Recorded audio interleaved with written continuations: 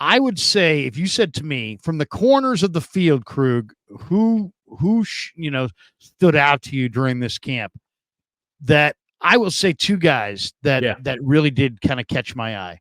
One is Darrell Luter Jr., who just looks like a monster. I mean, I know he didn't play a huge game last year. He had the meniscus. He had the nice play on but they kickoff talked him up coverage all season long, even while he was out. They were so high on him, yeah. And he's a mature guy. He played a lot of press man at South Alabama. He just looks so monster right now. I mean, he just looks like Mooney Ward. He's big, he's long, he's rangy, he's dominant, he's moving around. When I asked Sorensen about him, he had a lot of those same things and to say about him. There's just something about Luter that screams this guy could be one of the better players on the team. I mean, he's big and long and fast and a guy who's played a lot of corner and can play man to man. So I love what I've seen from Luter. The other guy that keeps catching my eye just for the effort he practices with is Drake Nugent. And I don't know that there's going to be a center we love job the available, but I do love the Nuge. And, there's just something about him. He's 6'1", but he moves his feet well. You can tell he's strong. He's a smart player. He was a team captain. He was really good this year in the Big Ten in a first year in that offense. They were the best run blocking unit in college football. I like Nugent. I think Nugent's going to give Brendel a run for his money, and I think there's a very good chance that Lenore, Mooney, and Luter are your top three corners come week one. Those are the two guys that I would say from the corner of the field stood out to me. You guys are out there. Who's standing out to you in the corner of the field? Yeah, I would say they have the best problem in the world at corner, and that they have, to me, four guys who should be starting. I don't have Luter on that list, but I have been impressed with him, and that's just I need to see more. But I liked what I've seen in terms of his length and all of the things that they've talked up. I think it's going to be Diamador Lenore in the slot, Charvarius Ward on one side, and Isaac Yiadom on the other side, because Yiadom has been outstanding to me. And he had a great season with the Saints last year. It took him a while in the league to figure it out. But that dude is the truth. Like, he's another big corner. He's really good. Like, he and Pearsall battling. He and Pearsall and Green and Pearsall has been the most fun thing to watch over these last, few practices, just because they're tight. Sometimes Pearsall wins. Sometimes they break it up. But both of those guys are long, physical. They're getting after it. And I just think the 49ers have a situation where suddenly cornerback has the best depth on their team, and they might be able to get creative. I'm like, how can they get four corners on the field at one time? Can they do that? Like, can they get that dime package out, baby? Yeah. I mean, somebody asked me today if they put Green at safety, and he played a tiny bit of it in college. I don't necessarily think they're going to do that, or that they should, but they have such a talented corner group that it's like a shame that two of those guys, and you mentioned Luter, like out of those five, are going to have to be on the bench. And Green might be their best cover guy, at free safety. How about you, Dietz? Who stood out to you? I mean, you did a whole pro and con article on this. The Nuge is my number one man. I just want to make sure that we're all on the record here. We all love the Nuge. I'm going to throw two guys who... Now, we're calling Drake Nugent the Nuge. Correct.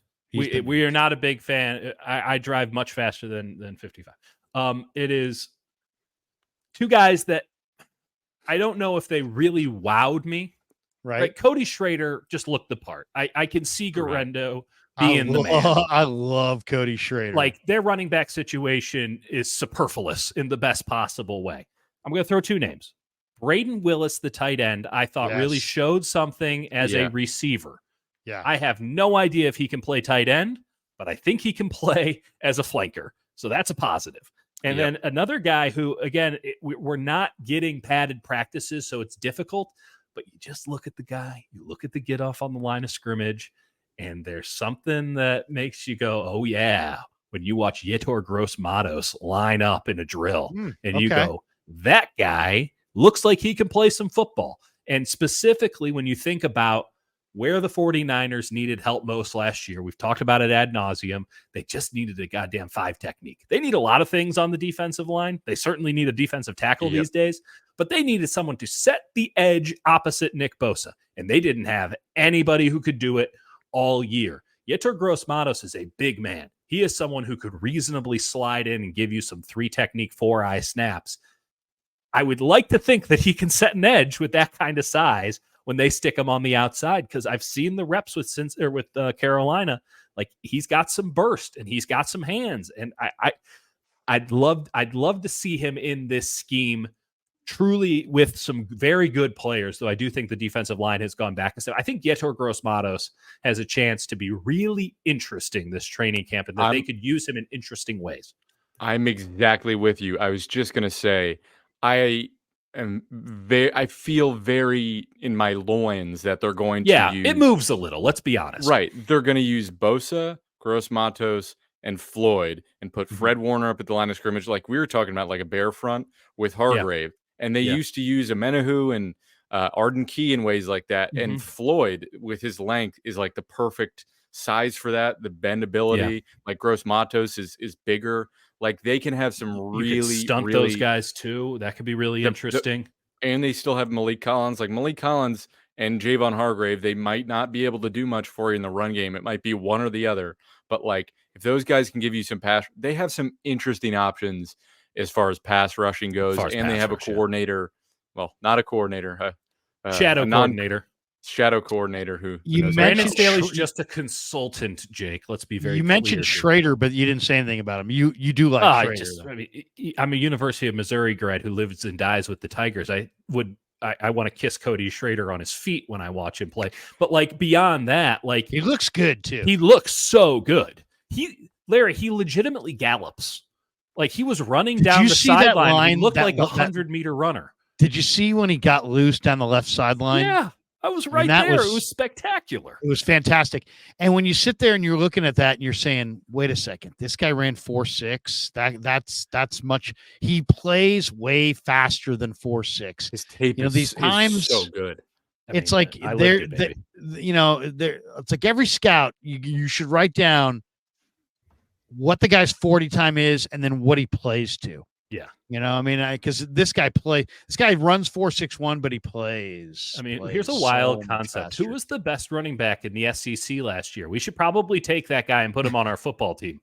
Like, sometimes it doesn't have to be that complicated. Think about it. Tennessee had that great running back.